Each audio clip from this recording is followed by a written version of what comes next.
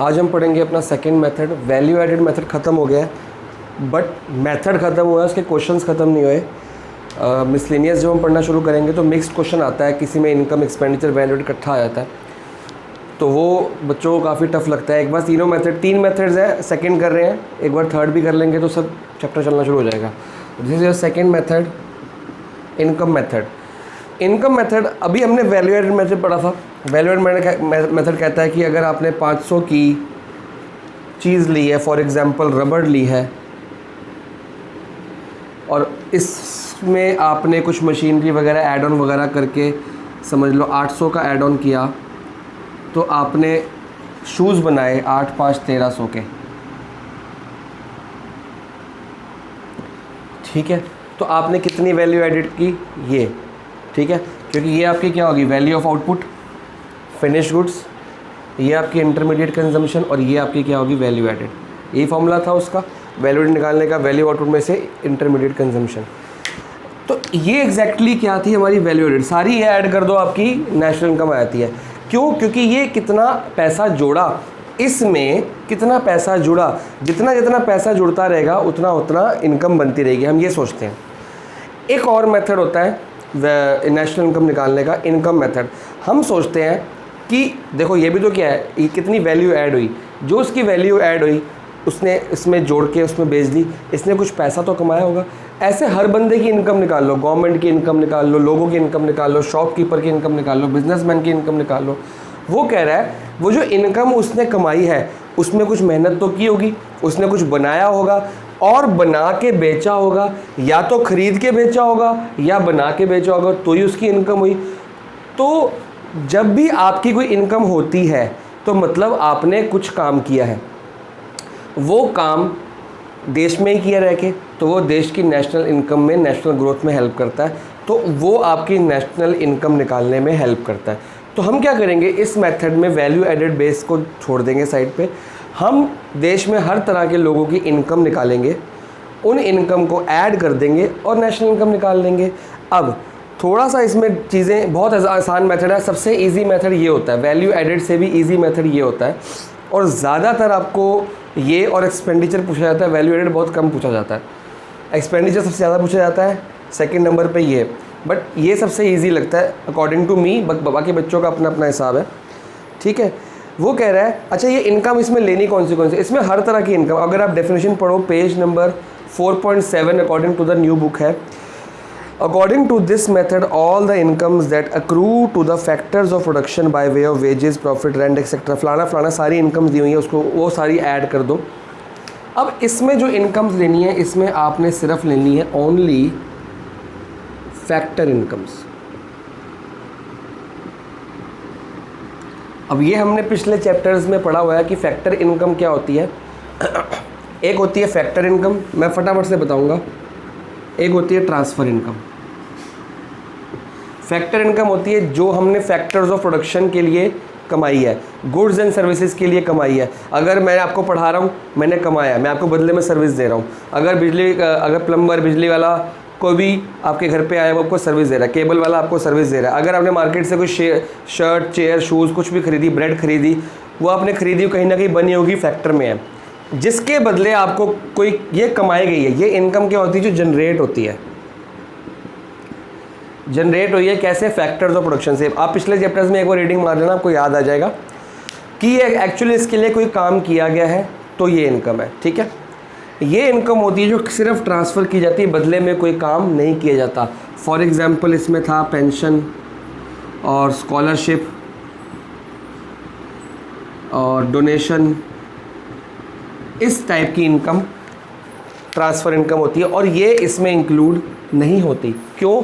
क्योंकि हम क्या निकाल रहे हैं, नेशनल इनकम की, जिस इनकम से लोगों ने पैसा कमाया, जिस चीज़ों को बना के, बेच के, खरीद के, ट्रेडिंग करके किसी भी तरीके से लोगों ने पैसा कमाया, बदले में कोई सर्विस वगैरह कुछ किया काम, जो इनकम जनरेट हुई है, ये वाली इनकम को हम नेशनल इनकम में इंक्लूड करते हैं।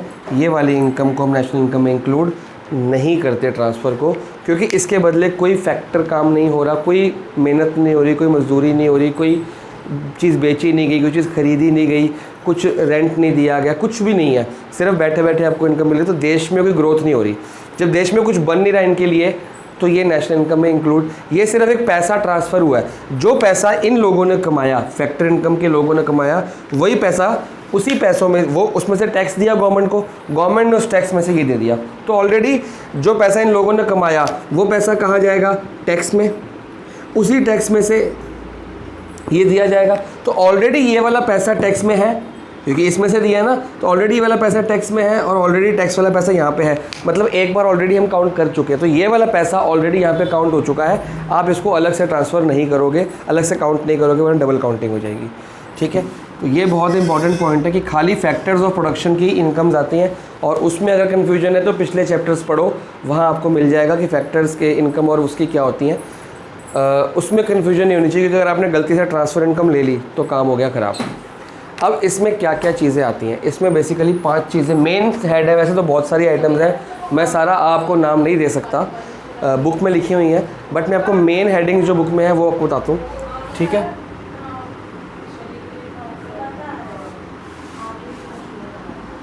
ठीक है, 5 चीज़ें मेन है। The first one is compensation of employees.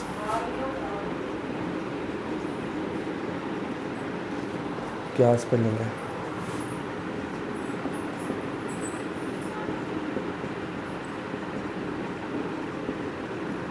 Compensation का मतलब होता है सैलरी, वेजेस वगैरह वगैरह। अगर आप कोई एम्प्लॉय हो, देखो आप खुद सोचो, आप 2 मिनट इसको छोड़ दो, क्या क्या आएगा यहाँ पे, आप अपना सोचो इनकम, आप इनकम कैसे कमा सकते हो, क्या क्या काम कर सकते हो, कौन कौन लोग इनकम कमाते हैं? स्टूडेंट नहीं कमाता।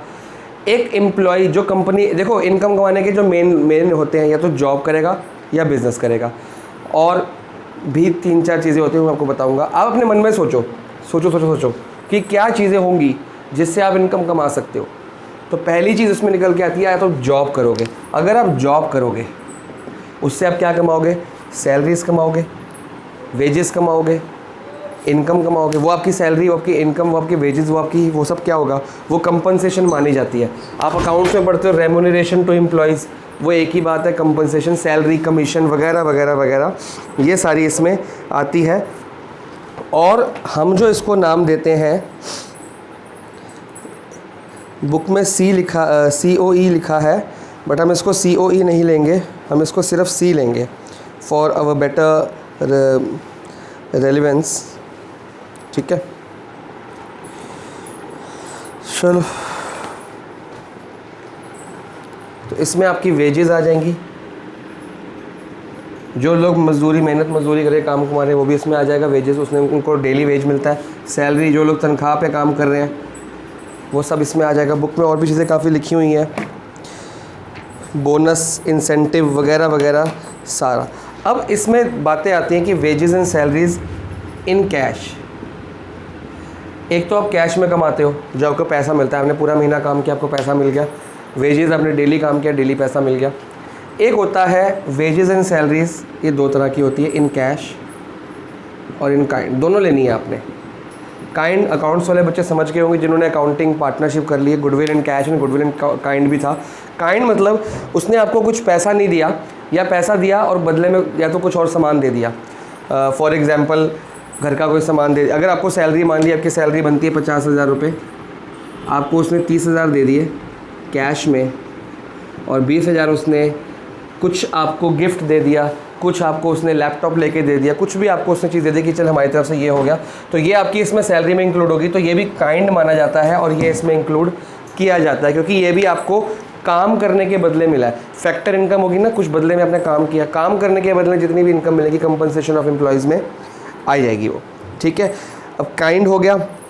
और इस तरह काइंड में आपको एग्जांपल और देता हूँ कि अगर मान लो मैं कहीं जॉब कर रहा हूँ, मेरी सैलरी 30,000 है, लेकिन वो जॉब बहुत दूर है, शादरा है या जमुना पार है, कहीं ऐसी जगह पे है, तो मेरा जो एम्प्लॉयर है, जो मेरा मालिक है, वो मेरे को क्या कहता है, चल तू बहुत दूर से आता है, तेरे को मैं 3,000 पर मंथ वो दे दूँगा। क्या दूँगा? Transport allowance. ट्रांसपोर्ट अलाउंस मतलब कि 3,000 रुपये तेरे को एक्स्ट्रा मिल जाएंगे की तरह पेट्रोल का खर्चा निकल गया। अब मिल तो मेरे को कैश में रहा है, बट ये काइंड है क्योंकि मेरी सैलरी तो इतनी है, इसके अलावा मेरे को एक्स्ट्रा उसने अलाउंस दे दिया, ठीक है। या मान लो मेरी सैलरी ये है और मैं दिल्ली के बाहर काम करता हूँ, ठीक है, दिल्ली के और किसी शहर में काम करता हूँ, उसने मेरे को रहने को घर दे दिया, ठीक है, हाउस दे दिया रहने को। अब उसका जो रेंट है वो मैं नहीं पे करता, उसका रेंट मेरी कंपनी पे करती है, तो ये भी हो गया wages and salaries in kind, ठीक है। मेरे को इंश्योरेंस दे दी उसने, मेरी पूरी फैमिली की इंश्योरेंस करा दी, उसका प्रीमियम हर साल का ये भरते हैं कंपनी वाले। तो मेरे को मेडिकल फैसिलिटी दी, मेडिक्लेम, अगर मेरा हॉस्पिटल मेरा या मेरी फैमिली का मेडिकल बिल कोई आएगा तो वो मेरी कंपनी पे कर देगी। तो ये इस तरह के कुछ बेनिफिट्स होते हैं, उसे बोला जाता है wages and salaries in kind, ठीक है। उसके बाद आता है प्रोविडेंट फंड। यहाँ पे लिखा है employees contribution to social security scheme, तो आप सोशल सिक्योरिटी स्कीम, बेसिकली इसका शॉर्ट नेम है प्रोविडेंट फंड। और मोस्ट सॉरी एम्प्लॉयर कॉन्ट्रीब्यूशन है। एम्प्लॉयर मतलब एम्प्लॉय नहीं, एम्प्लॉय मतलब जो हम काम, एम्प्लॉय का मतलब अलग होता है, एम्प्लॉयज़ जो जॉब करता है, एम्प्लॉयर जो कंपनी का मालिक है जिसने जॉब पे रखा है आपको, जो आपको सैलरी देगा। तो एम्प्लॉयर से सैलरी एम्प्लॉई पे जाती है। अब ये जो कंट्रीब्यूशन है सोशल सिक्योरिटी का स्कीम, ये कौन करता है? By employer.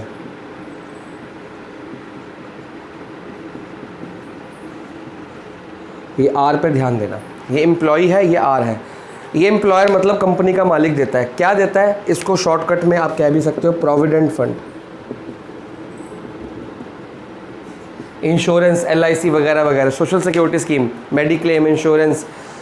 ज़्यादातर प्रोविडेंट फंड क्या होता है, मान लो आपकी सैलरी अगर 20,000 रुपये है या 25,000 ले लो, ठीक है, 20,000 ही ले लो, चलो 20,000 रुपये, इसका 10% वो नहीं देगा आपको। आपको हर महीने सिर्फ 18,000 मिला करेगा। 2,000 कहाँ जाएगा? आपके PF में। ये गवर्नमेंट का रूल है।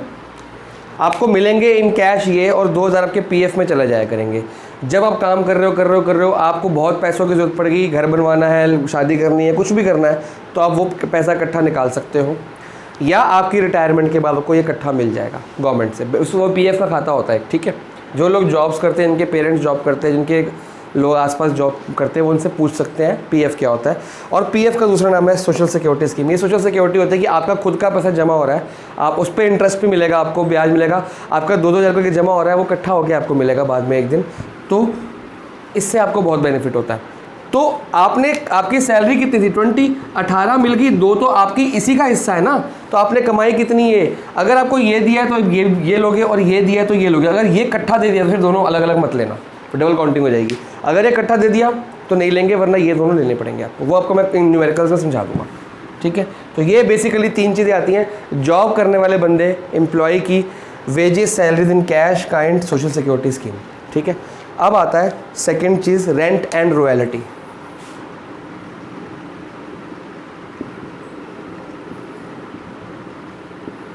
रेंट एंड रॉयल्टी से हमारा मतलब होता है, मान लो मैं एक घर का मालिक हूँ और मेरे घर पे 3 फ्लोर्स हैं, 1, 2 और 3।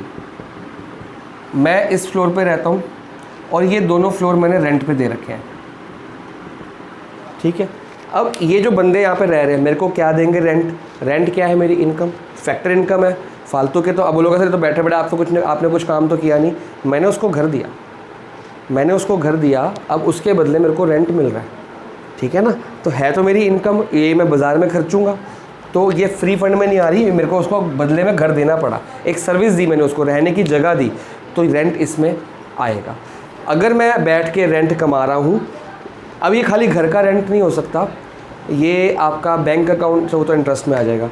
बहुत सारी फैक्ट्री का रेंट हो सकता है, आपने कोई फैक्ट्री, लोगों को फैक्ट्री जगह किराए पे, शॉप का रेंट हो सकता है। हर तरह का रेंट जो होता है, जो आपको मिलता है, जो आप देते नहीं, जो आपको मिलता है, वो यहाँ पे आ जाएगा, वो फैक्टर इनकम है।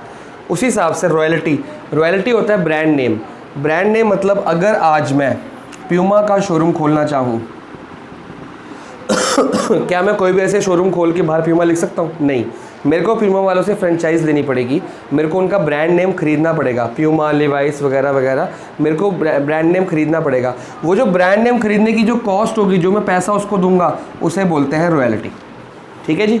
रॉयल्टी मतलब आप इसको एक तरह से पेटेंट समझ लो, गुडविल समझ लो। अकाउंट्स वाले बच्चों को पेटेंट गुडविल जल्दी समझ आ जाता है कि जितना ब्रांड नेम को खरीदने के लिए जो पैसा लगता है उसको। अब ये आप सोचो कि ये इसी नाम से एग्जाम में नहीं आएगा, मतलब क्वेश्चन में इस सेम टू सेम नहीं आ जाएगा, इन चीज़ों के नाम बदलते रहेंगे पर मतलब वही है। तो आपको समझ आ जाएगा यार ये कौन सी इनकम है, ये लेनी है नहीं लेनी है, बात खत्म।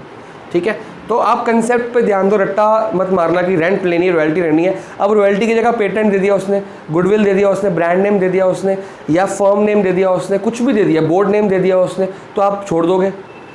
तो ये कंसेप्ट पे जाओ, रट्टे पे मत जाओ। ठीक है, रेंट एंड रॉयल्टी में ये सब चीज़ें आपकी आ जाती हैं। ओके, फिर आता है इंटरेस्ट, सबसे इम्पॉर्टेंट। अब इंटरेस्ट किस पे मिलता है?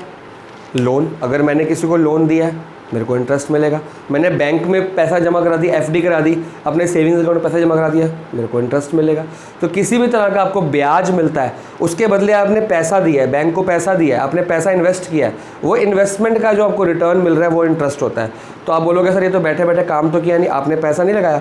वही पैसा अगर आप बिजनेस में लगाते तो आप कमाते। वो आपने बिजनेस में ना लगा के किसी को लोन पे दे दिया, उस लोन का इंटरेस्ट दे रहे हैं, वो कमा रहे हैं ना, उन पैसों को यूज़ करके वो तो कमा रहा है, तो उसका इंटरेस्ट आपको मिल रहा है, तो वो आपकी फैक्टर इनकम होगी। आपने बैंक में पैसा जमा करा है, हर तरह का इंटरेस्ट जो होता है वो इसमें जोड़ा जाता है। अच्छा, इसमें गवर्नमेंट इंटरेस्ट भी आ जाता है, प्राइवेट इंटरेस्ट भी आ जाता है। प्राइवेट इंटरेस्ट मतलब लोगों का इंटरेस्ट, लोग जो नॉर्मल हम लोग आप प्राइवेट लोग हैं, किसी को ब्याज दिया लिया वो सब इसमें आ जाएगा, और गवर्नमेंट का भी आ जाता है। ठीक है, गवर्नमेंट लोगों को लोन देती है, बदले में इंटरेस्ट लेती है, तो गवर्नमेंट को इंटरेस्ट मिल रहा है, वो गवर्नमेंट की इनकम है, तो वो भी इसमें आ जाएगा। छोटी छोटी बहुत सारी बातें जो आप जब थ्योरी पढ़ोगे तो आपको समझ आ जाएंगी। ओके, फिर इसमें आता है प्रॉफिट। ठीक है, रेंट, इंटरेस्ट, प्रॉफिट। ठीक है,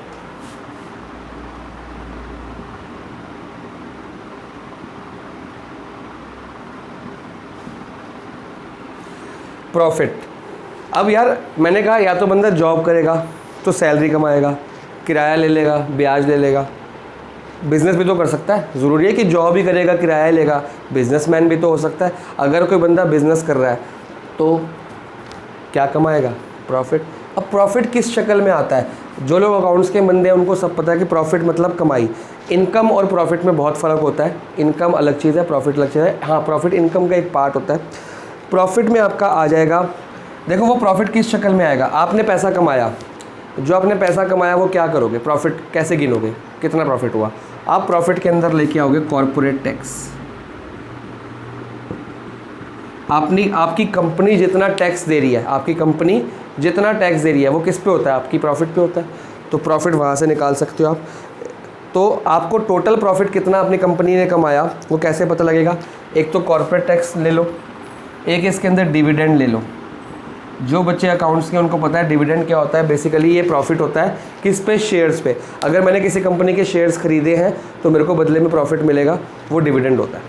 ठीक है, तो वो है तो प्रॉफिट का ही हिस्सा ना डिविडेंड भी। प्रॉफिट में से कंपनी ने जितना पैसा कमाया उसमें से डिविडेंड बांटा जाएगा, उसी में से टैक्स बांटा जाएगा, और लास्ट आपका आएगा रिटेन्ड अर्निंग्स। और बाकी जो प्रॉफिट आपका बच गया वो आपकी जेब में जाएगा। रिटेन कर लिया आपने, और या तो सेव कर लिया बैंक अकाउंट में या आपने घर पे रख लिया खर्चने के लिए। तो हाँ, वही खर्चा कितना करें, एक्सपेंडिचर पे नहीं जा रहे, बस इतना सोच रहे हैं कॉर्पोरेट टैक्स, डिविडेंड और रिटेन अर्निंग्स। जब ये तीन चीज़ें आपको लिखी आ गई, ये आप प्रॉफिट के अंदर डाल दोगे और उसको ऐड कर लोगे। रिटेन अर्निंग्स मतलब प्रॉफिट का वो हिस्सा जो डिविडेंड के तौर पर बांटा गया, कॉर्पोरेट टैक्स पे दे दिया गया, और रिटेन अर्निंग्स जो हमने पैसा बचा लिया, ये तीनों को मिलाएंगे और टोटल प्रॉफिट निकल आता है। और लास्ट में आता है आपका mixed income. Last mixed income है जी।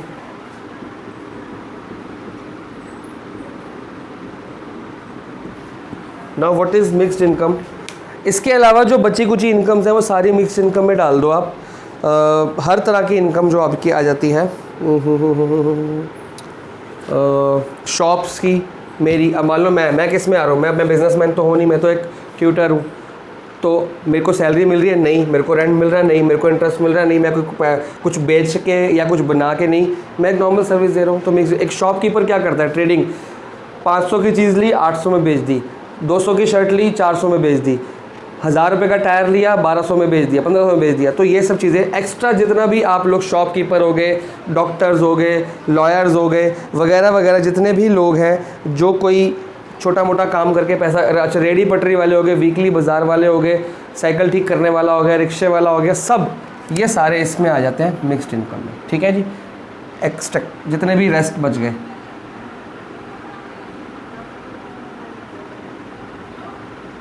जो कि फैक्टर इनकम कमा रहे हैं, ठीक है, वो सारे इसमें सेल्फ एम्प्लॉयड बंदे आ जाएंगे। इसको रेस्ट ऑफ द पर्सन की जगह हम कर देते हैं सेल्फ एम्प्लॉयड, कि अपने ही पैसों से अपना ही कोई काम कर रहे हैं और उसके बदले में इनकम कमा रहे हैं। हम खुद अपना के काम कर रहे हैं अपनी मेहनत से, उसके बदले इनकम कमा रहे हैं। तो ये 5 चीज़ों को जोड़ दो आप, इन सबको जोड़ के आपकी क्या निकल के आ जाएगी, इन सबको जोड़ने के ये प्लस ये प्लस ये प्लस ये प्लस ये, इन सबको जोड़ के इक्वल टू क्या आएगा, NDP एट फैक्टर कॉस्ट। उसमें क्या आया था, GDP एट MP। इन सबको जोड़ने के बाद आपका आएगा NDP एट फैक्टर कॉस्ट। इन सबको जोड़ दो, निकालना क्या होता है, नेशनल इनकम। वो क्या होता है, NNP एट फैक्टर कॉस्ट। इसमें क्या ऐड कर दोगे, NFIA, क्या आ जाएगा, क्योंकि सिर्फ इसी का तो फ़र्क है, एक इसका फ़र्क है और इसका, डोमेस्टिक से नेशनल। उसमें हम ग्रॉस से नेट गए थे, डेप्रिसिएशन, मार्केट प्राइस से फैक्टर कॉस्ट गए थे, NIT माइनस, लेकिन डोमेस्टिक से नेशनल जाना है इसमें सिर्फ। इसमें बहुत इजी काम हो जाता है। अगर डेप्रिसिएशन दी है इग्नोर मारो, इनडायरेक्ट टैक्स दिया है इग्नोर मारो, कॉर्पोरेट टैक्स लेना है वो डायरेक्ट टैक्स है। ठीक है, तो ये सब चीज़ों के अब प्रॉब्लम आती है कि ये इतना आसान है नहीं जितना ये लग रहा है कि फटाफट से ऐड कर दिया। क्वेश्चन में जो इनकी लैंग्वेज दी होगी ना, वो पहचाननी काफ़ी मुश्किल है। इसको प्रॉफिट भी कहा जाता है, इसको एंटरप्रेन्योरशिप भी कहा जाता है। एंटरप्रेन्योरशिप से जो इनकम होती है, income from entrepreneurship, income from jobs, salaries वगैरह कुछ भी आता है, तो वो आपको इसमें सब कुछ ऐड करने के NDP FC आ जाएगा, प्लस NFI कर दोगे, एक ही आ जाएगा। एक और चीज़ होती है जो आपको क्वेश्चन में कभी दी होती है, ये लिख लेना आप सारा का सारा जहाँ पे नोट्स बनाओगे अपने। एक और चीज़ होती है, उसे कहा जाता है ऑपरेटिंग सरप्लस। ऑपरेटिंग सरप्लस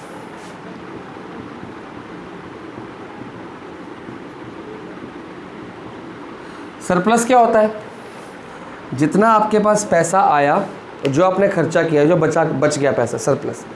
आपके पास 700 रुपये आए, 200 रुपये खर्च लिए, 500 बच गए, वो सरप्लस, जो एक्स्ट्रा पैसा बच गया, तो ऑपरेटिंग सरप्लस में, तो ये तो इनकम ही होगी ना, आपके पास जो पैसा आया वो आपका इनकम है।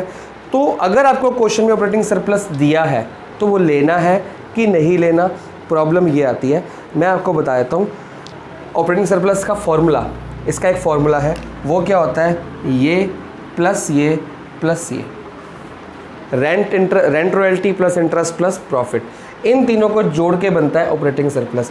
तो अगर आपको क्वेश्चन में डायरेक्टली ये दे दिया तो आप ये छोड़ देंगे, क्योंकि ऑलरेडी ये तीनों इसके अंदर आ गए हैं। ठीक है ना, rent royalty plus interest plus profit, ये इसके अंदर आ गया। अगर आपको ये नहीं दिया तो ये तीनों ले लेना, और अगर ये दे दिया तो इन तीनों को इग्नोर मारो, क्योंकि ये ऑलरेडी इसके अंदर इंक्लूड हमने कर लिए। तो ऑपरेटिंग सरप्लस का फॉर्मूला आपको मैंने लिखवा दिया, आप खुद लिख लो। Operating surplus is equal to ये प्लस ये और ये नहीं आते, ये 3 चीज़ें इंक्लूड कर लोगे तो बेसिकली आपका नेशनल इनकम का, नेशनल इनकम में डोमेस्टिक इनकम हुई NDP, इसको ऐड करके NDP निकलती है, उसे डोमेस्टिक इनकम बोला जाता है। उसका फॉर्मूला क्या हो गया, ये प्लस ये। ठीक है ना, अगर 5 चीज़ें दी है तो 5 को ऐड कर दो, और अगर 3 दी है तो 1 और 2 और 3। ठीक है, अब पढ़ते हैं कि क्या क्या चीज़ें नहीं लेनी। द आइटम्स दैट आर, ये तो हमने पकड़ लिया कि क्या क्या लेना है, फैक्टर इनकम्स लेनी है और किस शक्ल में लेनी है, और क्या क्या नहीं लेना। तो ऐसा मैंने आपको वैल्यू एडेड के अंदर भी बनाया था, कुछ मिलता जुलता चीज़ें यहाँ। और ये आपको खाली ये बोर्ड पे मेरे को नहीं लिखवाना और ये सोचो कि बुक में तो लिखा है वहाँ से कर लेंगे, नहीं, ये अपने कॉपी में नोट करना है, नोट्स बनाने, क्योंकि बुक में से कई चीज़ें मिस हो जाती हैं, यहाँ सब कुछ लिखा जाता है। ओके, पहली चीज़ आप जो नहीं लेंगे, मैंने आपको अभी बताया था, ट्रांसफ़र इनकम नहीं लेंगे। ट्रांसफ़र इनकम यानी पेंशन, स्कॉलरशिप, मेडिकल फ़ीस वगैरह, मेडिकल फ़ीस नहीं sorry, old age charity donation वगैरह वगैरह, ये आपने नहीं लेनी, लेकिन फैक्टर इनकम लेनी है। नंबर रहने देते हैं क्योंकि हमने फैक्टर इनकम लेनी है, ठीक है। हर तरह के फैक्टर इनकम जिससे पैसा कमाया जाएगा लेना है। सेकेंड हैंड गुड्स की सेल से इनकम, ये हमने उसमें भी हटाया था, कंसेप्ट वही है। सेकेंड हैंड गुड्स क्यों नहीं लेने, क्योंकि ऑलरेडी जब वो एक बार बने होंगे तो बिके होंगे और उस पर पैसा कमाया जा चुका है, उसकी इनकम हो चुकी है। अब दोबारा जब ये बिक रहा है, सेकेंड हैंड दोबारा बिक रहा है, तो वो उसमें कुछ ऐड ऑन नहीं कर रहा। हाँ, इसको बेचने में अगर प्रॉफिट हुआ, मान लो मेरी कोई सेकेंड हैंड कार है, मैंने खुद अपनी कार बेच दी, मैंने क्या कमाया, कुछ भी नहीं कमाया, तो मैं उसकी सेल नहीं लिखूंगा। लेकिन मेरा कार बेचने का बिजनेस है, तो मैंने एक गाड़ी 2 लाख रुपए की ली किसी से और उसको 2.5 लाख में बेच दिया, तो मैंने बैठे बैठे क्या कमाया, 50,000 रुपये कमाया। बदले में मैंने मेहनत की, काम किया, मैंने कुछ इनकम जनरेट की, पैसा बनाया, तो ये 50,000 मेरा होगा। तो sale of second hand goods नहीं जाती, लेकिन इस पे अगर कोई कमीशन या ब्रोकरेज या प्रॉफिट बनाया गया है,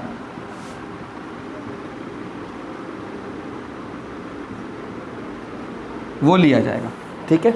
ये उसमें भी था आपका, किसमें, वैल्यू एडेड में। तो ये चीज़ सेम है, वैल्यू एडेड में भी लेनी है, इसमें भी लेनी, लेकिन ये नहीं लेनी, ये दोनों मेथड्स में नहीं लेनी, ठीक है। फिर आता है income from sale of shares, bonds and debentures will not be included as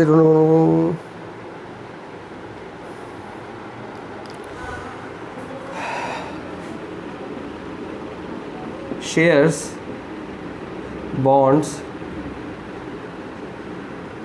debentures, इनसे होने वाली इनकम आप कंसिडर नहीं करेंगे। क्यों? क्योंकि इसमें कुछ भी वो नहीं हो रहा, मतलब इनकम फ्रॉम, ये सेल है, सेल ऑफ शेयर, वो सिर्फ आपको शेयर बेचे गए हैं, उसमें कुछ पैसा बनाया नहीं गया, वो बस चीज़ बेची गई है कि वो चीज़ ए को बिलोंग करती थी, अब वो बी के पास चलेगी। ए के पास भी 10 रुपये की थी, बी के पास भी 10 रुपये की थी, कुछ पैसा इसमें कमाया नहीं जाता। हाँ, इस शेयर के ऊपर, बॉन्ड्स के ऊपर, डिवेंचर के ऊपर अगर कोई प्रॉफिट होता है, जिसको हम डिविडेंड कहते हैं, शेयर्स के ऊपर डिविडेंड मिलता है, साफ साफ, बॉन्ड्स और डिबेंचर्स के ऊपर इंटरेस्ट मिलता है, वो आप इंक्लूड करेंगे। तो हमने बेसिकली इनकम से प्रॉफिट, इसको बेच के जो पैसा आया वो नहीं इंक्लूड करते, इसके ऊपर जो पैसा हमने कमाया, प्रॉफिट मिला, वो इंक्लूड करना, क्योंकि प्रॉफिट हमारा आता है, फैक्टर इनकम में प्रॉफिट आता है। ओके, विंडफॉल गेन्स,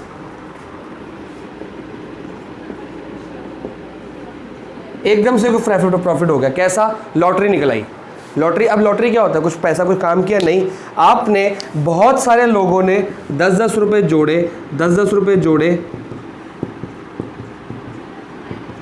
सब लोगों ने 10 रुपये की लॉटरी खरीदी, एक बंदे को ये सारे पैसे मिल गए, तो ये एक बंदे की जेब से पैसा दूसरे बंदे की जेब में चला गया, उतना ही बच जाएगा, कुछ पैसा कमाया नहीं।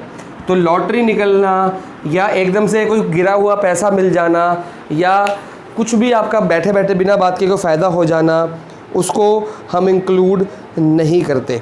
मान लो आपने जुए में पैसा जीत गया, आपने कोई जुआ खेला, उसमें पैसा आपने स्मगलिंग कह रहा हूँ, जुए में पैसा जीता, वो इंक्लूड नहीं किया जाएगा। बेसिकली आपने कुछ उसमें पैसा बनाया नहीं है, सिर्फ वो बहुत सारे पैसे, लोगों का पैसा इकट्ठा करके एक जो जीता उसको दिया जाता है, ठीक है ना।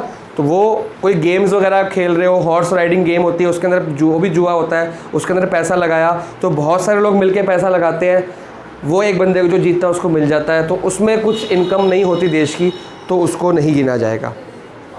ओके, इम्प्यूटेड वैल्यू ऑफ, ये तो हमने बता चुके हैं आपको कि इम्प्यूटेड वगैरह चीज़ें आती हैं। इम्प्यूटेड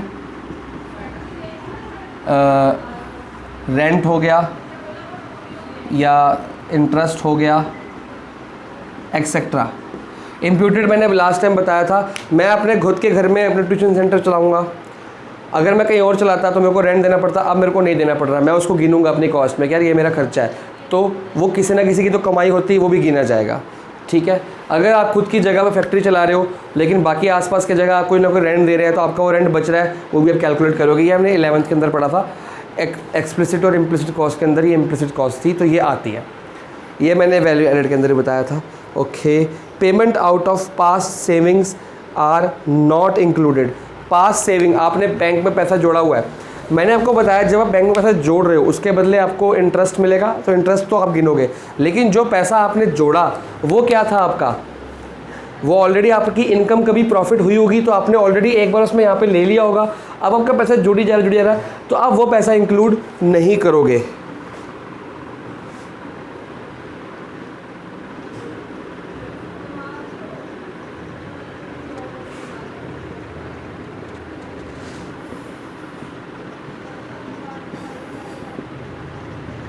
मान लो मैं प्रॉफिट कमा रहा, मेरा प्रॉफिट हुआ 1000 रुपये, फिर मेरा प्रॉफिट हुआ 1000 रुपये, फिर मेरा प्रॉफिट हुआ 1000, ऑलरेडी ये वाला इंक्लूड कर दिया हमने यहाँ पे।